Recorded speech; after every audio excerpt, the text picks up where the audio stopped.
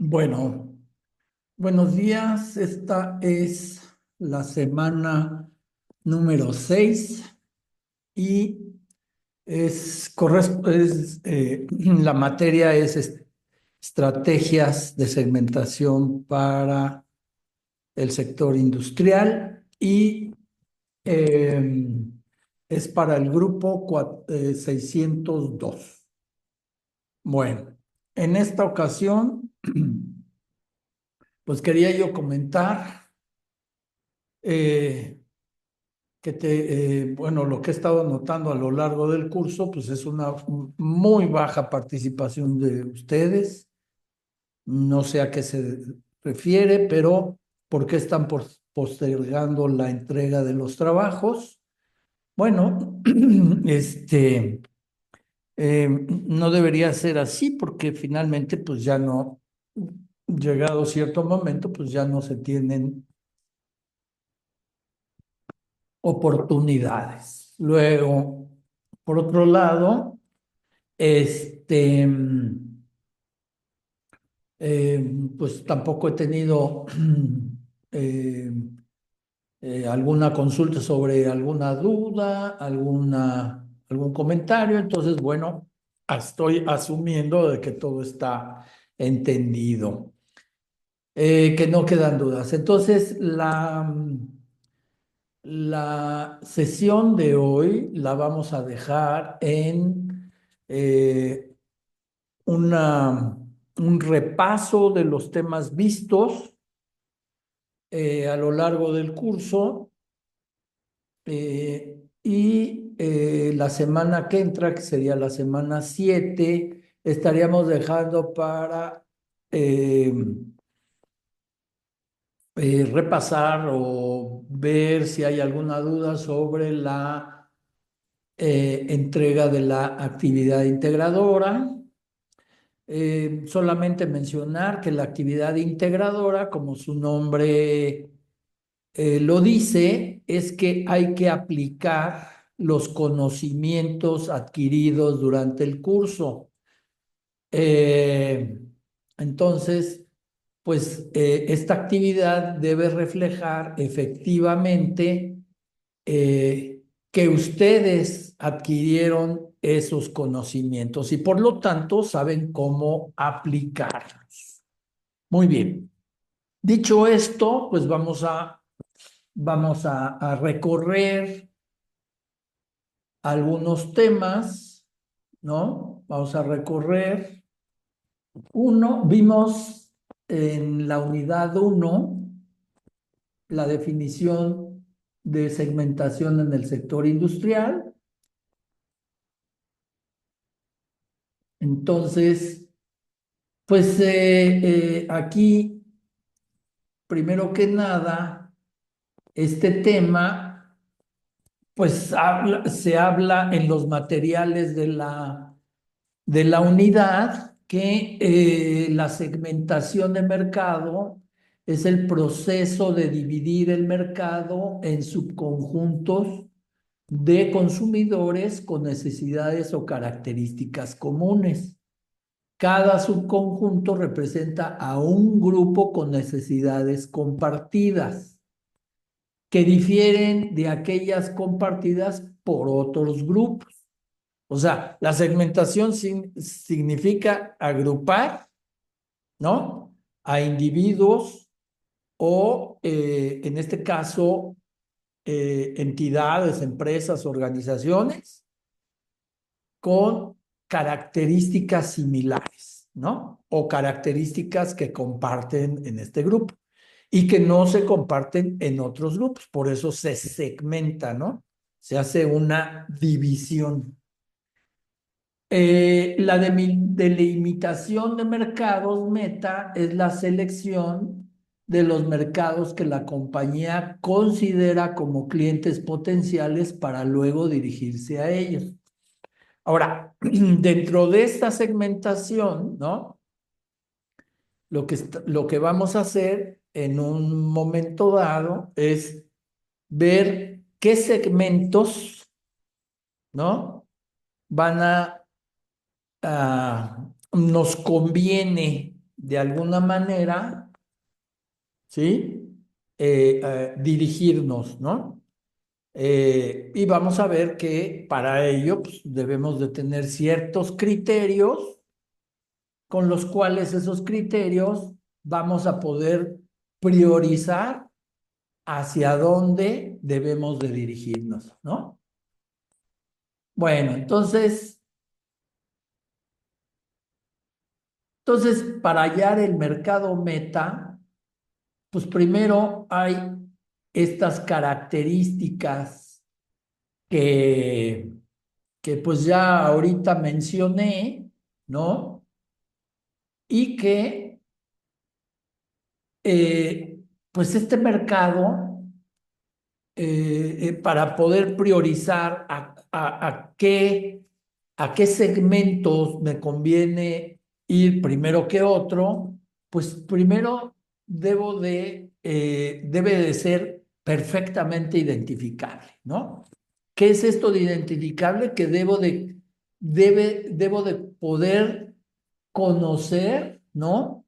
Identificar las características de este segmento.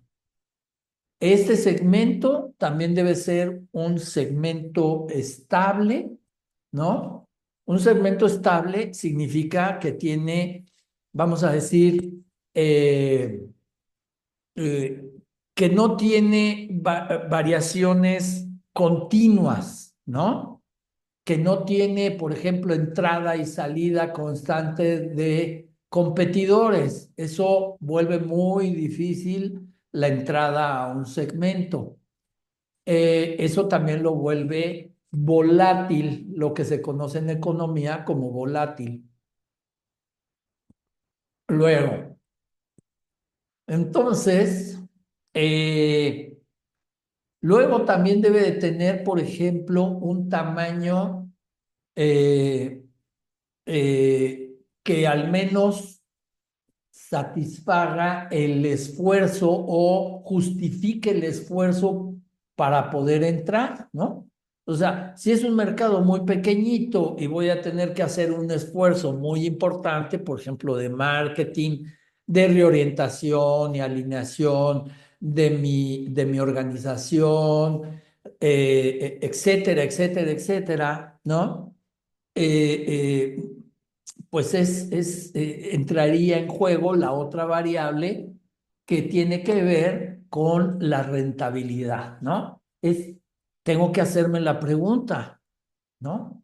Si la utilidad que voy a obtener de ese mercado, aunque sea muy pequeñito, justifica, justifica el que yo haga todo este esfuerzo, ¿no? Entonces, pues es otra de las variables, ¿no? Luego viene otras variables como es el crecimiento. ¿Qué tanto, no? Es un mercado en crecimiento. Si es un mercado en crecimiento, ¿a qué tasas? Eh, pero no solamente, ¿qué me indica el crecimiento? Pues básicamente que es un mercado que tiene futuro, ¿no? Que tiene futuro. Imagínense, por ejemplo, si un mercado está decreciendo, puede ser factores de coyuntura, pero también pueden ser factores eh, de largo plazo. Es decir, yo, por ejemplo, si yo tengo un mercado, ¿no? El mercado imagínense, hoy en día estamos viendo, ¿no? Déjenme ponerles esto. Estamos viendo que las empresas que se dedican a desarrollar y establecer, por ejemplo, lo que son cajeros automáticos para lo que son los bancos, pues van a tener una disminución o están viendo una disminución, porque la idea de los bancos es que todos tengamos una sucursal en nuestro propio, ¿cómo se llama? En nuestro propio celular. Entonces, la tendencia quizás ahorita no se ve porque vemos en las sucursales, ¿no? Que hay, eh, eh, ¿cómo se llama? Hay necesidades de efectivo. Cuando, ¿cuál va a ser el evento crítico que va a decidir la, pues la caída drástica, básicamente, de los cajeros, ¿no? Automáticos, los ATMs, que se llaman, pues cuando ya no haya necesidad de efectivo y existan las monedas digitales, ¿no? Hagan de cuenta el dólar digital, el peso digital, el euro digital. Entonces, cuando la economía, cuando el sistema financiero se mude, vamos a decir, por llamarlo de alguna manera, o se mueva hacia estas monedas digitales, pues entonces la necesidad de efectivo ya no va a ser necesaria, ¿no? Es más, pues ya habrá poca gente en esos momentos que lo vaya a aceptar, ¿no? Se va a ir eliminando. Entonces, ¿qué significa eso? Pues que ese mercado, ¿no? Va a decaer. A eso me refiero cuando estamos hablando de la capacidad de crecimiento, ¿no? Hemos visto muchos mercados que primero empiezan poco, o sea, su decrecimiento o su crecimiento negativo, que también se utiliza este término, pues va decayendo muy, muy lentamente hasta que ocurre un evento crítico, ¿no? Como el que acabo de describir, y eso acelera la caída, ¿no? Entonces tenemos que analizar esa parte de el crecimiento. Luego, eh, viene la otra parte, la otra variable que es muy importante, es qué tan accesible es ese mercado. O sea, qué tan fácil es accederlo. Cuando hablamos de accesibilidad, estamos hablando de lo que en economía también se conoce como barreras de entrada a un mercado. Y las barreras de entrada a un mercado pues, pueden ser de muchos tipos, ¿no? Por ejemplo, pueden ser barreras tecnológicas, pueden ser barreras este, de hábitos de consumo. Por ejemplo, imagínense para entrar al mercado, pues hay ciertas culturas que no que no comen cerdo, ¿no? Por ejemplo, yo soy un productor de cerdo y pues yo no puedo, o sea, aunque sé que ahí hay un potencial muy grande, o podría haber un potencial muy grande, por restricciones de cultura, ¿no? Pues no comen cerdo. Entonces, por lo tanto, pues no tiene accesibilidad para mí. Esa es una barrera de entrada. El aspecto cultural, ¿no? La otra podría ser, aspectos legales. Por ejemplo, este que acabo de describir.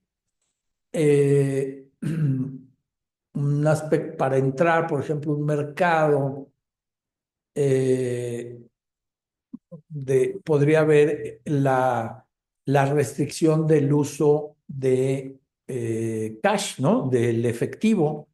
Y entonces, pues ahí, si yo soy una empresa que manejo cash o me dedico a, a este tipo de cosas, como los cajeros, ¿no?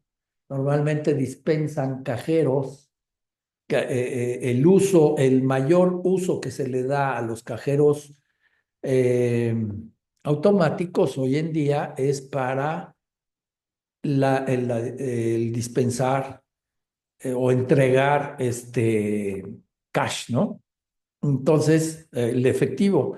Entonces, pues eso por cuestiones de cambio tecnológico, ¿no? O regulatorio, tal vez, podríamos decirlo, pues eso es una barrera de entrada ya de accesibilidad, ¿no? Entonces, cada mercado pues, tiene sus barreras en ese momento de accesibilidad, pero también todo mercado pues evoluciona y va modificando o agregando diferentes barreras, ¿no? Entonces, pues tiene uno que analizar qué puede pasar. Luego, eh, además, pues, pues yo tengo que, como organización, tengo que analizar mis capacidades, ¿no? Ya que vi todo esto y analicé y ya dije, ah, mira, qué padre. Bueno, pues tengo que analizar a la organización, ¿no? Tengo que analizar a la organización para ver ese mercado, qué características, o sea, ya las identifiqué, qué tiene y qué son las cosas que demanda. Es decir, cómo califica ese mercado para considerar a un proveedor. ¿Qué son las cosas que valora, que califica, que evalúa para que un proveedor sea su proveedor? ¿Ok? Y luego, pues tengo que compararlos con los recursos que tiene mi organización. Es decir, mis capacidades, ¿no? Tengo que identificar mis capacidades y compararlas con lo que demanda esta organización. Entonces, ¿qué pasa? Que esta evaluación, ¿no? Pues me va a arrojar, ¿no? Este análisis me va a arrojar lo que se llama gap análisis. Un gap análisis significa qué tan alejado estoy de poder cumplir con lo que demanda eh, eh, puntualmente qué es lo que está demandando el segmento y comparado contra mis capacidades, pues qué tanto me falta para poder cumplir, ¿no? En términos de logística, en términos financieros, porque miren, déjenme ponerle cuestiones en términos financieros. Normalmente las organizaciones, ¿no? Hay organizaciones que lo que hacen es eh, que exigen para poder entrar, es una barrera de entrada, ¿no? A su mercado, ¿no? A su organización, pues le van a pedir, por ejemplo, 90 días de financiamiento, ¿no? Walmart, por ejemplo, lo hace, pero en realidad es un poco más porque pide 90 días entre que transcurre el tiempo de que se pide, o sea, se pide los productos, se entregan y una vez que se venden y se lleva a cabo la facturación y se hace el pago, ¿no? Se hace el cobro efectivo, ¿no? Entonces ese ciclo, pues a veces, aunque vamos a decir en términos nominales, es decir, son 90 días, puede ser que esto se extienda precisamente porque no todo se vendió. Entonces se va a pagar solamente aquello que se vendió. Y puede ser que entonces lo que no se vendió, pues va a tardar un X tiempo adicional y entonces ese ciclo de recuperación del efectivo, ¿no? Pues se extiende. Entonces, las empresas deben de calcular muy bien, ¿no? ¿Qué van a hacer para soportar un ciclo efectivo de, pues, mayor a 90 días, por decirlo de alguna manera, ¿no? Entonces, esa es una barrera de entrada. No todas las empresas van a estar dispuestas a cubrir esa demanda, ¿no? Esa demanda financiera. Ese es un requisito que empresas como Walmart pone. ¿Quieres entrar a mi organización? Bueno, pues este es uno de mis requisitos, ¿no? Eh, en fin, ¿no? Otro de los requisitos que pudiera hacer es, bueno, vamos a decir la parte del abastecimiento, ¿no? Entonces, las condiciones de abastecimiento también me impactan de alguna manera en mis costos. ¿Por qué? Porque habrá condiciones de abastecimiento que me imponga ese mercado y en lo cual pues encarezcan, vamos a decir, mi operación naturalmente, porque tengo, en lugar de entregar, por decir algo, en un solo punto, tengo que entregar en 20. La logística, etcétera, el manejo, la administración eh, de todo esto, pues se encarece, ¿no? Es lo mismo en un punto que en 20, ¿no? Por decir algo, ¿no? Mis costos se suman, crecen, ¿no? Y de esta manera, bueno, pues yo tengo que calcular qué tanto me conviene, ¿no? Entonces, por eso, antes de ir a negociar con la empresa, pues entonces yo tengo que saber exactamente qué me van a pedir, qué es lo que, para poder yo medir cuál va a ser el precio al cual se lo voy a vender. ¿En base a qué? Pues también a un volumen esperado, ¿no? Eso también va a tener que definir, ¿cómo se llama? Mi operación, cómo va a estar alineada, etcétera, ¿no? Tengo que alinear a mi operación a este nuevo mercado al cual quiero entrar. En fin, hay varias cosas que yo tengo que tomar en cuenta, ¿no? Entonces, vamos a ver que se habla también aquí en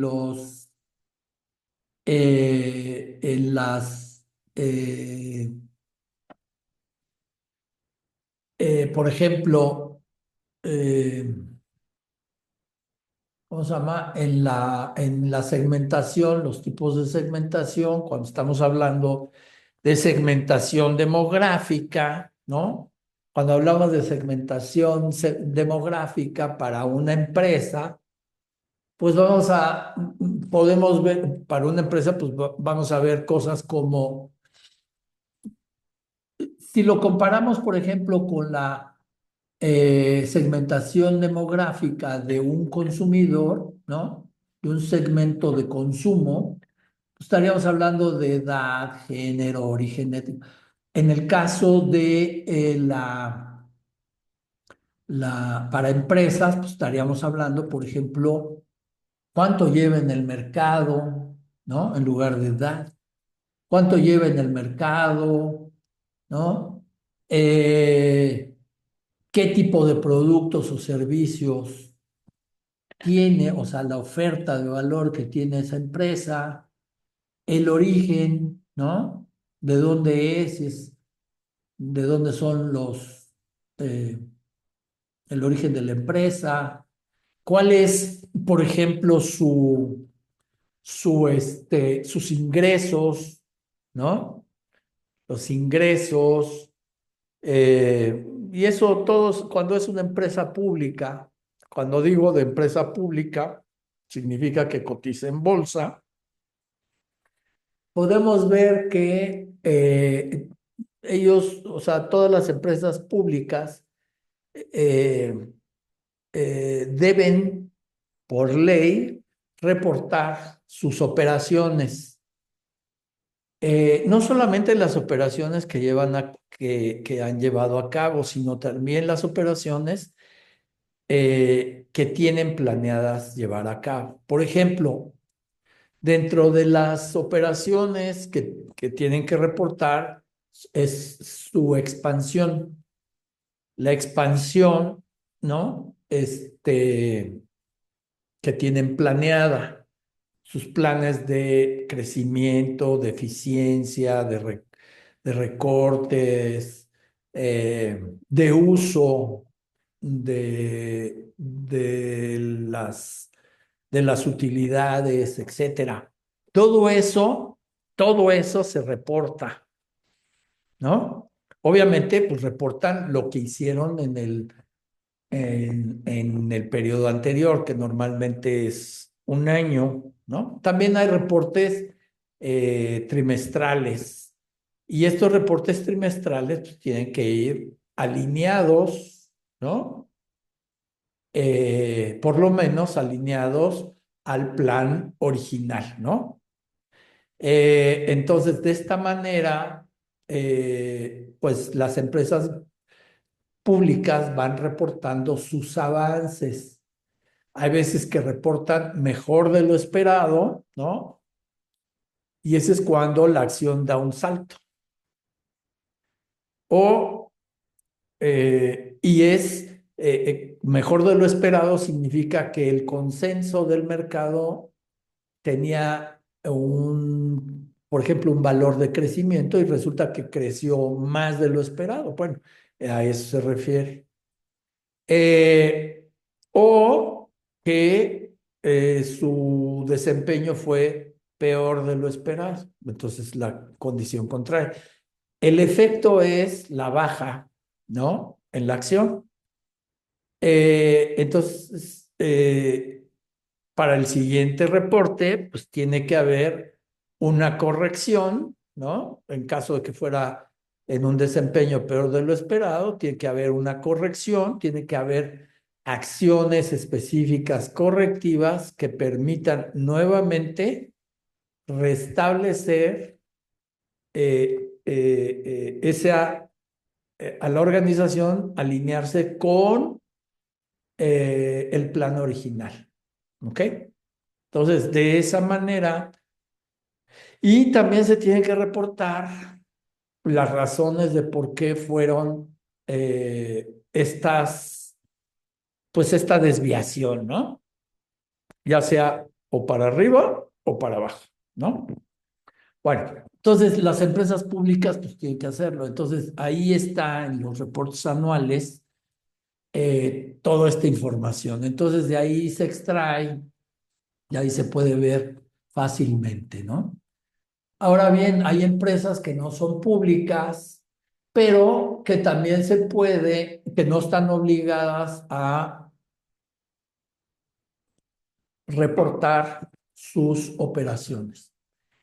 Y entonces ¿por qué? Porque no reciben fondos externos, ¿no?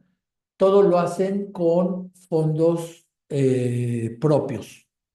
Es decir, todas sus utilidades, las utilidades que van generando, las manejan internamente y pues como cualquier empresa, pues tiene sus operaciones, ¿no? Pero no reciben fondos de inversionistas externos, por ejemplo, ¿no? Es la característica. Entonces, por lo tanto, no tienen a quién reportarle, solamente a los accionistas internos. Ok, entonces también pues estamos hablando de, por ejemplo, ¿no? Si estas empresas pertenecen a un grupo mayor, a un consorcio, etcétera, ¿no? O es una empresa solita, totalmente independiente. Ese es otro de las variables, ¿no? Eh, Luego, pues algo que es importante también ver es, por ejemplo, eh, pues los mercados que atiende, ¿no? Hacia dónde se dirige, con qué y cómo, cuál es el desempeño en cada uno de estos mercados, ¿no? Luego, pues también dónde se encuentra, dónde están, por ejemplo, ¿cómo se llama? Las oficinas centrales, dónde tiene otras operaciones, cuál es su organización, dónde están sus fábricas, si es que produce algo, ¿no? Sus diferentes productos, etcétera, ¿no? Entonces, también esa ubicación. También entender, por ejemplo, eh, cómo es que cuando hablo de organización, pues hay formas, cada empresa entiende sus formas de organización. Por ejemplo, déjenme darles un ejemplo, ¿no? La, en el caso de Mave, yo tuve oportunidad de, de atender comercialmente a esta empresa. Cuando estuve en una organización, pues yo manejaba lo que eran cuentas estratégicas. Y cuando hablamos de cuentas estratégicas, eran empresas muy grandes. Entonces tenía yo una organización a mi cargo donde manejábamos, estábamos especializados en empresas de este tipo, no importando, no importando el segmento, ¿no? Entonces las empresas estratégicas, lo que hacía esta organización que nosotros teníamos era, estaban divididos por segmentos de mercados o segmentos de industria. Entonces, una de esas, dentro del segmento industrial, pues era Mave, una empresa muy grande, pero esta empresa, a lo que iba era que se organizaba a diferencia, por ejemplo, de tener un centro de compras, ¿no?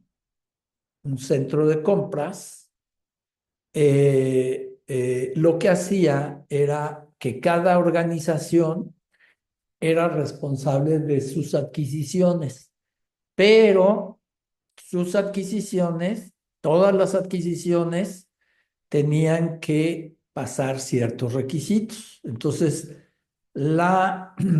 ahí sí, de manera central, la Contraloría General de la empresa ponía condiciones, ¿no? Y características para adquirir productos y servicios eh, en un catálogo. Y ese catálogo lo que hacía es que manejaba, dependiendo del tipo de bien o producto o servicio que se adquiriera y de montos y del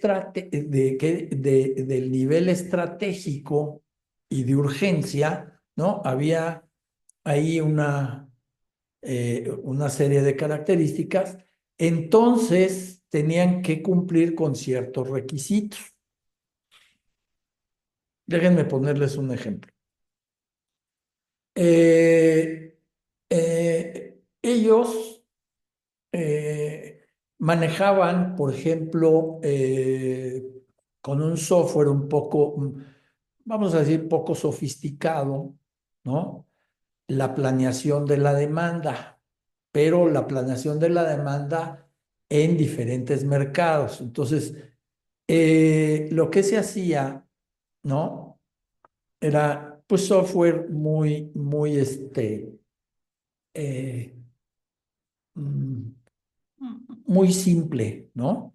Y entonces la empresa definió que requería de un sistema que le permitiera manejar todas las operaciones de la organización, ¿no?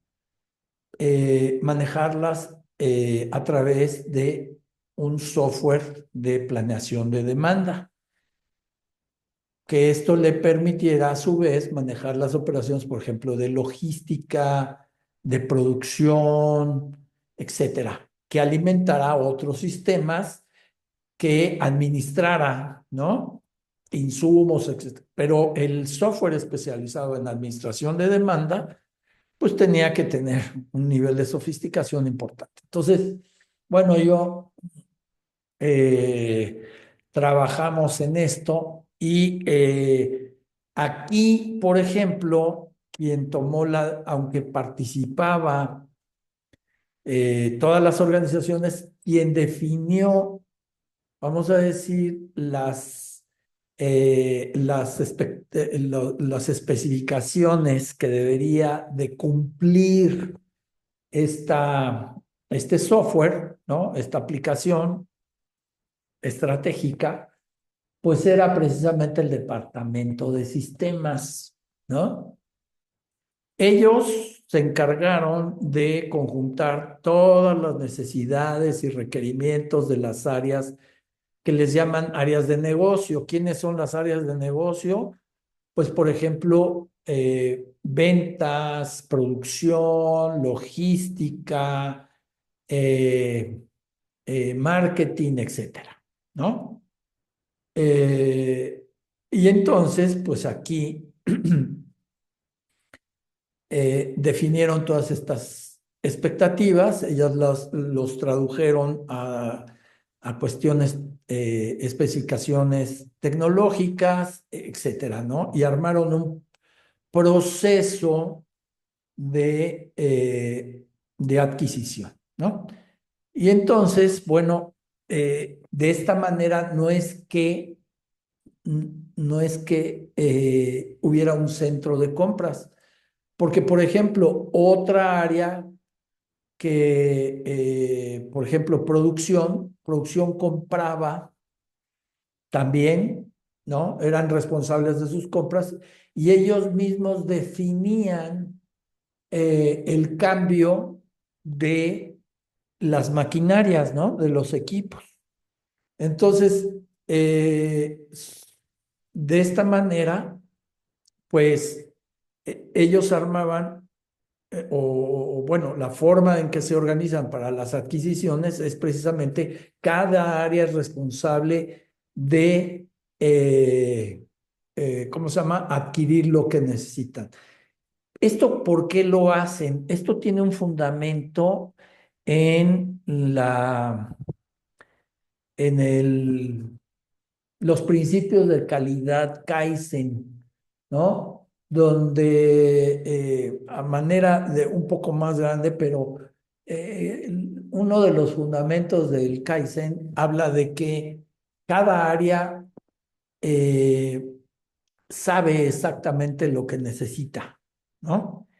Y entonces ellos son los responsables de adquirir o de hacerse llegar de lo que necesitan, ya sea en herramental, en equipo, en procesos, etcétera. Y ellos, la mejor forma de organizarse para poder cumplir con ciertos compromisos. Entonces, de ahí viene ese fundamento, de ahí viene ese fundamento de cómo se organizaba esta empresa. Ahora, obviamente, pues hay un organismo que, como ya dije, que es Contraloría, que es la que verifica esta organización dentro de la empresa, pues verificaba, ¿no? Que cada adquisición se llevara a cabo de acuerdo a los lineamientos que ellos habían determinado. Entonces, como área de vigilancia, ¿no? Ellos llevaban a cabo esas verificaciones. Entonces, nada más quería mencionar este proceso muy interesante que me parecía, por ejemplo, en el caso de otros, ¿no? En el caso de otros, la relevancia no está en cada departamento, sino la relevancia está en el departamento de compras. cada organización manda sus requerimientos y quien los conjunta y ejecuta la compra, vamos a decir, es precisamente el departamento de compras. Es diferente estos esquemas. Entonces, yo nada más quería yo mencionar que pues hay diferentes formas de organizarse, ¿no? Y cada quien entiende en la mejor manera y buscará sus modos y formas para poder ser lo más eficiente posible, ¿no? Entonces, eh, ¿qué compran los sistemas? También vimos que compran ¿cómo se llama? Los mercados industriales, pues compran sistemas, compran maquinaria, equipo, materias primas. También puede ser producto terminado que después va a ser ensamblado. Eh, en cuestiones ¿cómo se llama? De expansión, pues nuevas adquisiciones, qué sé yo, ¿no? Eh, eh, en fin, ¿no? O sea, luego la otra pues también adquiere servicios, etcétera, ¿no? Entonces, es un conjunto de cosas que requieren las empresas para poder operar. Entonces, este conjunto de servicios los adquiere de una manera, ¿no? De acuerdo a cómo ellos entienden la mejor manera de adquirirlos y tiene un conjunto de requerimientos. Y todas las empresas que quieran ser proveedores de uno o varias cosas, que requiera esta empresa, pues tienen que cumplir con tales o cuales requisitos. Entonces, los requisitos, pues no son administrativos, legales, financieros, técnicos, etcétera, ¿no? Ecológicos, porque también hay empresas que meten dentro de su adquisición aspectos ecológicos, de aseguramiento de calidad, etcétera, etcétera, etcétera, ¿no? Eh, También, pues, se ve que hay algunos enfoques, ¿no?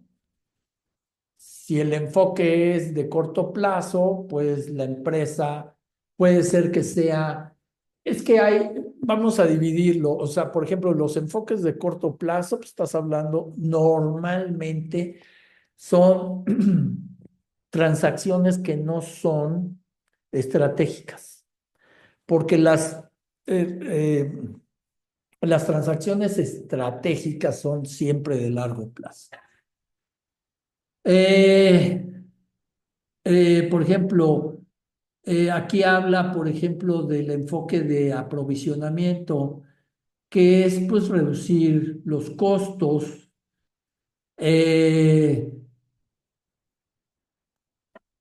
eh, o sea, en el caso de aprovisionamiento, tiene que cumplirse con varias cosas. Uno es la reducción de costos, pero también sin mermar la calidad de los productos contratados, ¿no?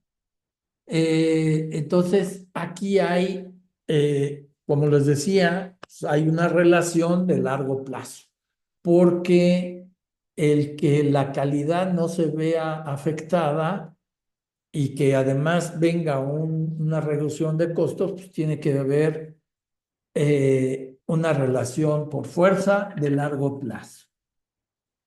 Cuando hablamos de gestión de cadena de suministro, entonces estamos hablando de que la interrelación ya es muy grande. Uno depende del otro y viceversa.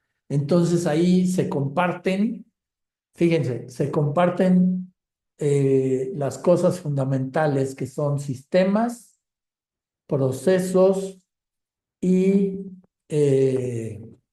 personal, ¿no? Eh, También dentro de la segmentación industrial, pues estamos hablando de que pues hay ciertas bases que debemos de cumplir y dentro de las bases que se deben de cumplir, pues es cuando hablamos de segmentación y diferenciación, ¿no? Hablaba yo de segmentos prioritarios y segmentos estratégicos. Cuando hablamos, por ejemplo, cuando estamos hablando de segmentos estratégicos, lo que estamos hablando es que yo tengo una posición supuesta de ventaja sobre mis competidores, ¿no?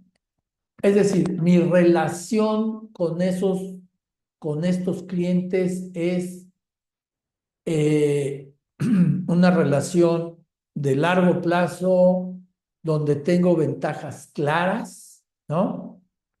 Y que además, por obvias razones, son ventajas que el cliente valora.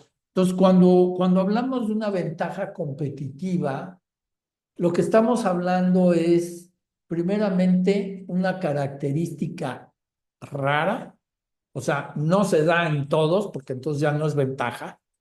Entonces, por lo tanto, es ventaja, me da a mí una ventaja competitiva. Es difícil de imitar, por lo mismo, ¿no? Como es rara, pues van a tratar de igualarla, pero si es difícil de imitar, entonces, por lo menos a los competidores les va a llevarles tiempo alcanzar el nivel, ¿no? O lograr imitar esa característica, ¿no? Y eso me lleva la tercera característica significa que es sostenible en el tiempo. Al menos en una ventana de tiempo que, ¿cómo se llama? Que a mí me permita desarrollar capacidades nuevas o capacidades mayores que me permitan seguir teniendo ventaja competitiva. Eso es, ¿no? Es rara, difícil de imitar, sostenible en el tiempo. Y la última, que es la más importante, que es valorada por los clientes. Si no, entonces no es ventaja común. ¿Ok? Bueno, también se habla, por ejemplo, se habla de una segmentación secuencial donde se analiza el mercado y se clasifica las empresas en función de la situación de compra, ¿no? Por ejemplo, lo que es primera compra. Luego está la compra reciente. Bueno, vamos a hablar, ¿qué es la compra, primera compra? Es cuando la empresa nunca ha adquirido un producto específico y necesita contratar a un proveedor confiable, ¿no? Compra reciente, las empresas requieren que sus proveedores tengan mucha formación, conocimiento, experiencia en el mercado, ya que ellas entienden el mercado porque ya tienen experiencia en este ámbito. Y es por ello que además requieren que sus proveedores les ofrezcan servicios adicionales que aseguren una relación comercial exitosa. Luego viene la parte de sofisticación, ¿no? Una compra sofisticada. Las empresas requieren que sus proveedores les ofrezcan servicios de mantenimiento, reparación, personalización del producto y un alto nivel de asistencia técnica, pues son empresas experimentadas en su área y por ello son las más exigentes. Entonces, bueno, vamos a ver que eh, Aunque sea primera compra, siempre se requiere mantenimiento, siempre. O sea, hoy en día ya ninguna empresa hace una compra y no le importa que no haya mantenimiento, soporte técnico, eso no es cierto. No, las empresas buscan seguridad, todas las empresas buscan seguridad al adquirir algo. Y por lo tanto, aquí se va definiendo la relación estratégica. Todas las empresas proveedoras no pretenden, o la mayoría, cuando le venden a un segmento industrial, todas pretenden tener una relación de largo plazo, ¿no? No hay empresas que digan, ay, le vendo ahorita y ya no me importa, y si me compro otra vez, qué bueno, y si no, no importa. No es cierto. Todas las organizaciones, cuando están atendiendo el segmento industrial, hacen inversiones importantes para poder atender esos mercados. Entonces, ¿por qué? Porque alinean toda su oferta con todo lo que piden, con todos los requisitos y por lo tanto lo que están tratando es, yo hago ahorita la inversión, pero con la esperanza y mi objetivo de lograr una relación de largo plazo que me permita obtener una rentabilidad. Algo, sí, eh, eh, que al mediano o largo plazo pues tenga una relación estable de crecimiento y rentable. ¿Ok? Y eso significa irle agregando valor a mi oferta, ¿no? Un nivel de especialización más importante, un nivel de soporte técnico más importante, productos relacionados, una oferta más completa, etcétera. Pero entonces yo estoy haciendo inversiones para poder quedarme aquí como proveedor de estos clientes por mucho tiempo, ¿no? Entonces, bueno, a partir de esto, pues es como se define en el tiempo una relación estratégica, ¿no? Bueno, hay una clasificación de lo que son el tipo de industria, ¿no? Lo que sería industria pesada, industria semiligera, industria ligera, etcétera, ¿no? Dentro del sector industrial.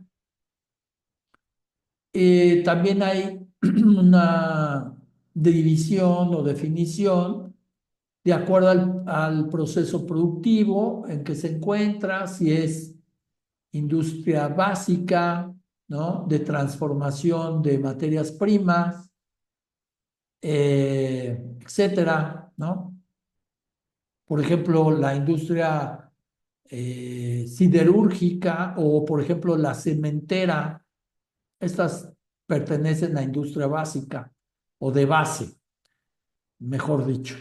Luego está la industria de bienes y equipo que transforman productos semielaborados en bienes. Por ejemplo, el cemento es producto semielaborado, ¿no? Que ya se utiliza, por ejemplo, pues en construcción, ¿vale? Las industrias de bienes de consumo que fabrican productos para el uso directo del consumidor. Bienes de consumo, pues llámese, ¿no? Pues, todo lo que es eh, higiene personal, higiene bucal, ¿no? Pensemos, por ejemplo, en higiene bucal, ¿no? El proveedor de,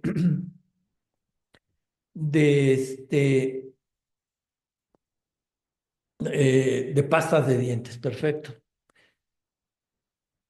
Existe la elaboración, o sea, de la pasta de dientes, pero por ejemplo el envase no se fabrica ahí, sino el envase es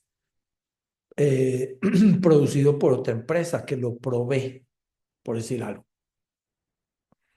Uno, el etiquetado puede ser que sea proveído por otra empresa, ¿ok? O puede ser proveído por la misma empresa de empaque, pero puede ser que la que hace el empaque lo mande a otra empresa que es la que especializada en etiquetado. Y esta empresa empezado de etiquetado, bueno, pues ya manda el empaque para que se envase el producto, por decir algo. Entonces, nada más como, como comentario, ¿no? Luego está, bueno, hay clasificación del sector industrial, ¿no? Por diferentes tipos de industrias, ¿no? Como la agrícola, extractiva, manufacturera, siderúrgica, metalúrgica, automotriz, química, alimentaria, textil, cementera, de la piel y el cuero, que es la peletera, cultural, energética, hidráulica, pesquera, etcétera. Comercio sector comercial, pues está el comercio al por mayor, al por menor, reparación de vehículos, ¿no? Que es un híbrido entre servicio, ¿no? Porque maneja partes y maneja eh, un servicio, ¿no? O sea, en realidad el producto final es un servicio, no un producto, ¿sí? Pero maneja un híbrido porque maneja partes. Luego, sector de servicios es transporte y almacenamiento, hostelería, información y comunicación, inmobiliaria, profesionales, científicas y técnicas, administrativas y servicios auxiliares, artísticos, etc. En fin, entonces podemos ver que la clasificación es amplia, ¿no? Eh, vamos a ver qué es la cadena. Aquí se habla de la cadena de valor. La cadena de valor es algo interesante, ¿no? Y la cadena de valor, pues es un libro, digo, es un de autoría de, de, de un autor que se llama Michael Porter, y Michael Porter, pues fue asesor de estrategia, no solamente fue para varias empresas, pero también asesor de estrategia para diferentes presidentes en Estados Unidos, ¿no? Si no mal recuerdo, es un profesor de la Universidad de Harvard, ampliamente reconocido, y también fue asesor para el ejército de los Estados Unidos, ¿no? Dentro de las cosas que habla, él divide, y para ello hay un esquema muy fácil de entender, que son las operaciones eh, primarias, ¿no? O las más importantes, ¿no? Es eh, estas operaciones, pues digo, estas actividades, pues son, por ejemplo, las divide él en lo que es aprovisionamiento o la logística de entrada, es decir, la adquisición de los insumos y productos necesarios, los cuales van a ser transformados, ya sea en producción o ensamble o alguna otra transformación, eh, para entran precisamente a las operaciones, que es esto que estoy mencionando, para llevar a cabo la transformación. Luego viene lo que es la logística de salida, es, es- incluye, vamos a decir, la parte de almacenamiento del producto terminado, hacia la coordinación de lo que es el transporte, la logística y la entrega, ¿no? De acuerdo a las condiciones que se hayan pactado con el cliente, con los clientes. Luego está, obviamente, la actividad importante de mercadotecnia y ventas, que en la parte de ventas, si lo vemos, pues son las actividades que tienen que ver con el relacionamiento con los clientes, y el marketing es básicamente el estar monitoreando el mercado, las condiciones, las modificaciones, los movimientos, la competencia, etcétera, ¿no? Eh, eh, las innovaciones, nuevos productos, nuevos entrantes, etcétera, ¿no? Entonces, definir un poco la estrategia, hacia dónde, cómo, calcular la demanda, ¿no?, esperada, etcétera, ¿no? Y luego de ahí, pues vendría eh, eh, como última parte es, una vez entregado y en uso el producto, pues tiene que tener soporte técnico, ¿no? Alguien que sería la parte de servicio, que es alguien que se ocupe, si la situación se está presente, o sea, una vez, eh, eh, algo es que todas las empresas esperan en un primer caso que los equipos o el equipamiento no falle, ¿no? O que falle el mayor número, el menor número de veces. Entonces, por lo tanto, en caso de que falle, tiene que haber alguien detrás, o sea, significa especialistas que reparen esas fallas en el menor tiempo posible. Entonces, esto hace en gran medida la diferencia entre proveedores, ¿ok? Eh, Obviamente el soporte técnico incluye partes, incluye servicio, especialistas, etcétera, ¿no? Y luego vendrían, ya que ya mencionamos esta línea. Ahora viene lo que serían las actividades de apoyo. ¿Cuáles son todas aquellas actividades en las cuales la empresa pues también necesita, porque pues necesita, como su nombre lo dice, apoyarse para realizar de mejor manera y de manera más eficiente sus operaciones core, ¿no? O sus operaciones primarias. ¿Cuáles son estas? Pues el desarrollo tecnológico, las adquisiciones, ¿no? Los recursos humanos, la adquisición de recursos humanos, la selección, etcétera. La infraestructura organizacional, como la parte administrativa, finanzas, contabilidad, todos aquellos aspectos legales, la parte de calidad, todo esto es necesario, pero no son parte de la actividad primaria, sino son actividades de apoyo. ¿Ok?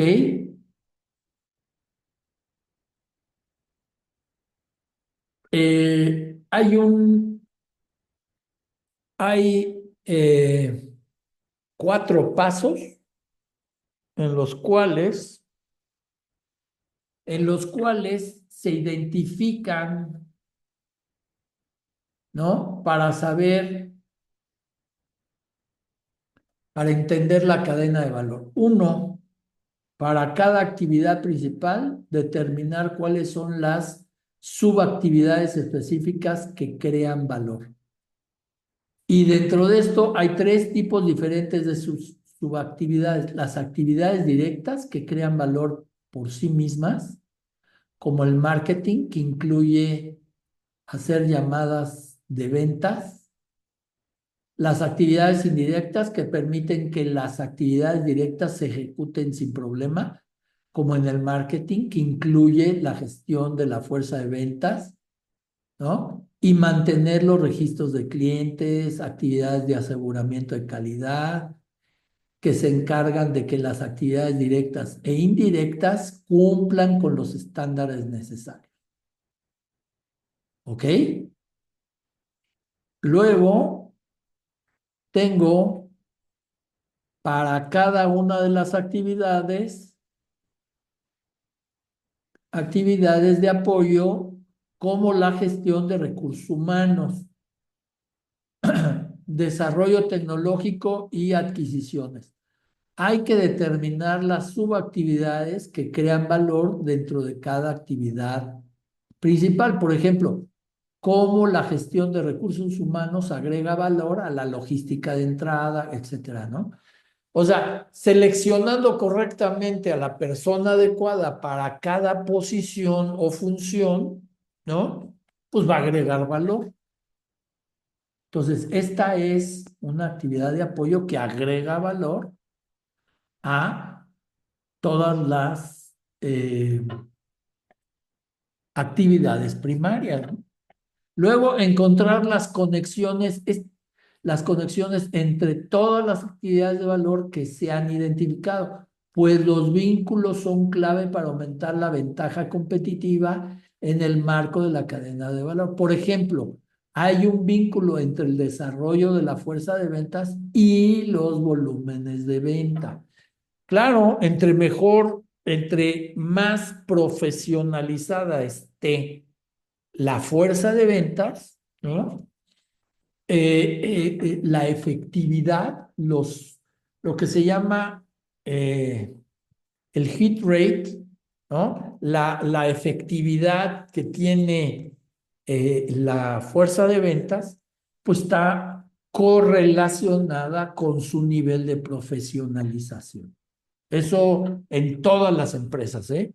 A mí me, de hecho, a mí me llevó, pues he hecho varios estudios y varias comprobaciones eh, en las cuales, pues, dimos cuenta de por qué no funcionaban las fuerzas de venta, ¿no? O por qué no estaban rindiendo lo que deberían de rendir. Y bueno, pues la correlación fue clara, ¿no? Se tenía que establecer un programa. Bueno, les cuento cómo lo hicimos. Lo que hicimos para probar que efectivamente esta hipótesis era correcta fue armar grupos de control, un grupo de control y o sea, el A y el B, ¿no? Entonces, donde al grupo A se le dio capacitación, profesionalizó a este grupo, todo un set de capacitación, ¿no? Etcétera, ¿no? Específicamente hablando en habilidades y destrezas y competencias de venta. Y luego toda la parte de negociación, ¿cómo se llama? Relaciones públicas, pensamiento estratégico, análisis de situaciones, ¿cómo se llama? Análisis de competencia, una serie, un paquete importante, ¿no? De toda esta, de lo que debe tener un vendedor profesional. Entonces, y se comparó con un grupo, que era el grupo B, en el cual no se profesionalizó, sino simplemente como estaba, como lo tenía la empresa. Los resultados fueron abrumadores. Eh, los incrementos de productividad justificaban, ¿no? Este paquete ¿cómo se llama? De capacitación, porque pues, los resultados se iban a incrementar dramáticamente. Entonces,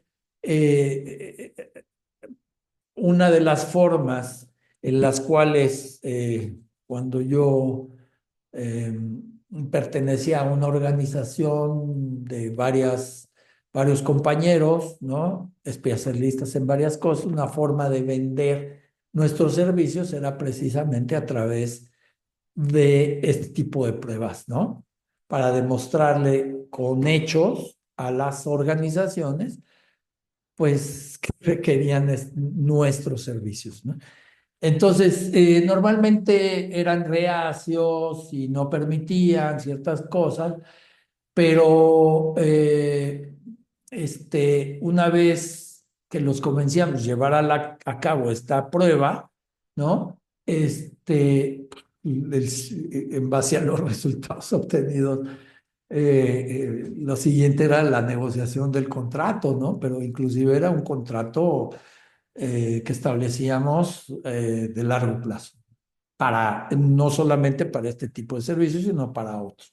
Entonces, como comentario, pues es eh, interesante esta parte, ¿no? Luego viene el revisar cada una de las subactividades y enlaces que se han identificado y pensar en cómo se puede mejorar o cambiar para maximizar el valor que ofrece a los clientes. Lo que estamos hablando, fíjense, son de los tres pilares que les he venido diciendo, eh, que es la tecnología, los procesos y la gente. Entonces yo tengo que evaluar estos tres pilares para hacer modificaciones. Entonces este último habla de procesos. Entonces, si voy a hacer algún cambio en el proceso, también tengo que hacer un cambio en las personas, ¿no? Capacitarlos para que, no, que exista el menor rechazo al cambio. Una de las cosas que también es importante. Y la introducción de un nuevo sistema o de nuevos sistemas, también hay que recapacitar, hay que llevar a cabo la recapacitación y repercuta también en los procesos. Entonces, están interrelacionados. ¿Ok? Bueno, entonces, vamos a decir, déjenme quitar esto porque ya terminó la carga. Esas son otras cosas, ¿no? Entonces, tenemos, como hemos dicho, que hay identificación para seleccionar los mercados, los segmentos que nos convienen. Entonces está la segmentación geográfica, la segmentación firmográfica, la segmentación por beneficio, por uso, segmentación según las características de las organizaciones compradoras, segmentación según los beneficios del producto, etcétera, ¿no? Y entonces tenemos que llevar a cabo el análisis de las características de cada segmento, microsegmento o nicho identificado, ¿no? ¿Qué es lo que demanda cada uno? ¿Qué es lo que para yo poder entrar, pues, debo de cumplir? Si no, no entro. La validación de los segmentos y microsegmentos de mercado con las características que ya dijimos, ¿no? De que deben ser identificables, accesibles, eh, debe haber un crecimiento o que justifique, ¿no? También debe ser estables, debe tener un nivel de rentabilidad, etcétera. En fin, pues también seleccionar los segmentos, microsegmentos o nichos a los que decide dirigirse. Es decir, ¿cómo, cuáles segmentos de estos que ya identifique, cuáles son los que más me convienen? ¿Por qué? Pues cuando yo hago mi gap análisis veo cuáles con las capacidades que hoy día tengo puedo cubrir de mejor manera o que me hace muy poco falta para poder cumplirlos, ¿no? Y entonces, pues ya nada más el desarrollo que tengo que llevar a cabo para entrar es más fácil, ¿no? De esa manera. Ok, luego pues también hay que hablar, por ejemplo, de las variables de segmentación. ¿Cuáles son las variables de segmentación? Pues, por ejemplo, el producto, ¿no? ¿Qué le importa a nuestros clientes? Cuando hablamos variables de segmentación, es decir, cuando hablamos de producto, pues, ¿qué le importa al cliente que deba tener el producto? ¿Con qué se debe? ¿Qué es lo que va a buscar para decir, ah, ok, perfecto? Esta variable que es producto la cumple, pero es no nada más el producto, sino debe de cumplir con A, B, C, D, E, F. Y nos van a analizar minuciosamente. Entonces, es importante eso, pero también debe de eh, cumplir, por ejemplo, con otras variables, es decir, bueno, yo si dejo pasar este producto, o sea, si lo adquiero, pues tiene que cumplir con estos volúmenes. Perfecto. Esta empresa tiene los niveles para cumplir con estos volúmenes que le voy a pedir semanalmente, mensualmente, no sé, como sea, ¿no? Ah, y otra variable, es decir, y tiene las capacidades para entregarme de acuerdo a como yo quiero que me entregue. No es solamente llegar y entregar, no. Los empaques deben de cumplir con ciertas características. Acuérdense que el empaque debe de cumplir con proteger, primero es proteger la integridad del producto, o sea, que no se deforme. Dos, conservar. ¿Qué significa? Pues que durante un periodo determinado debe de mantener sus características de frescura. Y tres, ahora sí debe cumplir una función de marketing, ¿no? Es decir, identificar la marca, identificar al proveedor, construir imagen, bla, bla, bla, bla, mandar un mensaje, lo que ustedes quieran. Pero estas son las características principales del mensaje. Entonces, eh, del empaque, quiero decir, y el empaque debe de cubrir, debe de manejar esto. Entonces, ¿cuántas estivas puede soportar? ¿Cuántas no? Etcétera. Eh, en fin, eh, también hablamos de, por ejemplo, cuando hablamos de tipo de comprador, ¿no? Pues es simplemente ver qué es lo que cada comprador me va a pedir, ¿no? ¿Con qué debo yo de, qué debo yo de cumplir para que cuando menos me evalúe, cuando menos me considere, a partir de eso yo tenga una oportunidad de entrada? El canal, ¿no? Hay que entender que los canales de distribución de los mercados industriales son diferentes, entonces también debo de ver qué es lo que se requiere, ¿no? Obvio, pues está la ubicación geográfica, ¿no? Está, en fin, eh, pues eso va a determinar, ¿no? Y por último, vamos a hablar de los segmentos de producto. En este caso, pues el producto en sí, pues el tamaño físico, puede ser que yo en el mercado que estaba atendiendo se vendía, si estamos hablando de pasteles, pues se vendía por rebanada el 70% y el otro 30% se vendía completo, ¿no? Pero puede ser que la proporción acá sea diferente. Puede ser que en algunos puntos la presentación sea personal y en algunos otros puntos de este cliente sea presentaciones completas, no sé, ¿no? Entonces, tiene que ver con el tamaño físico, logística de entregas, ¿no? En fin, luego también tenemos pues, los insumos empleados. Yo, para mantener, por ejemplo, cuando me van a pedir un precio, ¿no? Ese precio lo tengo que lograr, pues, conteniendo mis costos. ¿De qué va a depender también? Pues de los volúmenes, pero también va a depender de la eficiencia que yo tenga en producción y de los insumos. Entonces, es una combinación de cosas con las cuales yo tengo que jugar y también con condiciones financieras, ¿no? Condiciones de pago.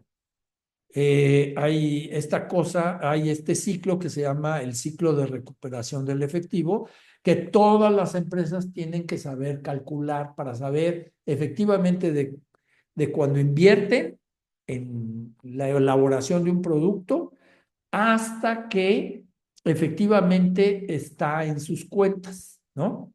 Entonces, este ciclo, en realidad, este cálculo me tiene que indicar es cuántos días pasan de que yo invierto una unidad monetaria hasta que la efectivamente recupero.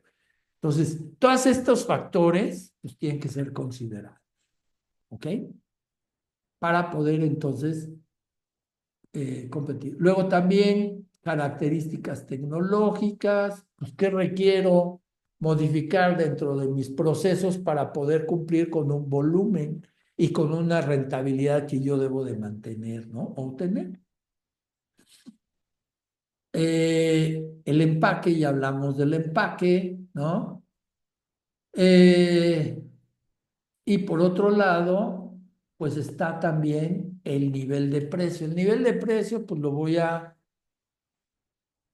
mantener, pues de acuerdo, acuérdense que hay varias formas de poner hay varios métodos de poder establecer un precio, ¿no? Es en base a la competencia, en base a, ¿cómo se llama? Mis costos, en base a una rentabilidad, etcétera, ¿no? Pero todas tienen características diferentes. Si yo soy una empresa que está entrando o está queriendo entrar en algún mercado donde está dominado por alguien, puede ser que ese alguien tenga un precio mayor porque ya es conocido. Conocido no por el precio, sino conocido por su calidad, su capacidad de entrega, ya es conocido, ya es previsible, ¿ok? Y en cambio, si yo estoy entrando, pues no me conocen. Entonces tengo que probar que soy un proveedor confiable a un precio competitivo. Por lo tanto, mi precio no puede ser mayor que este, ni tampoco puede ser igual que el del competidor dominante o preferido, porque su posición se la ha ganado en el tiempo. Y además tengo que cumplir con una cierta calidad en todos los aspectos, no solamente de productos, sino en entregas, sino en disponibilidad, sino en flexibilidad, en una serie de cosas que yo tengo que demostrar. ¿Sale? Entonces, a menos de que yo tenga una característica, una ventaja competitiva que el cliente no encuentre en el mercado y que si yo se lo ofrezco va a decir, ok, yo estoy dispuesto a pagar un precio adicional, pues porque nadie más la tiene, tú la tienes y eso es lo que ando buscando. Entonces, bueno, de todos estos factores, pues se define el precio, ¿no? Eh, Hay diferentes métodos, como ya mencioné, en fin, y listo. Entonces, estimados estudiantes, pues yo les recomiendo que no dejen para el final eh, sus actividades, su entrega, ¿no? Porque luego, pues hemos tenido, por ejemplo, hemos experimentado fallas. Sí, hemos experimentado fallas con la plataforma y yo no quisiera que por una falla en la plataforma pues no puedan entregar. Normalmente también, si vemos las estadísticas y las graficamos, vemos que el mayor número de personas siempre en la última semana o en los últimos días, pues también el volumen de entrada de todos ustedes en entregas, pues también se acumula. Y entonces, pues eso también hace fallar, este, eh, también hace fallar, por ejemplo, el sistema. Entonces, pues yo les recomiendo que prevean este tipo de cosas y que para que se aseguren que sus entregas sí van a registrarse correctamente. Entonces, pues yo nada más les comento que pues hagan sus entregas lo antes posible, no se atrasen, pónganse al corriente y cualquier duda, pues aquí estamos. Cuídense mucho, voy a dar por terminada esta sesión y nos vemos la próxima semana. Cuídense.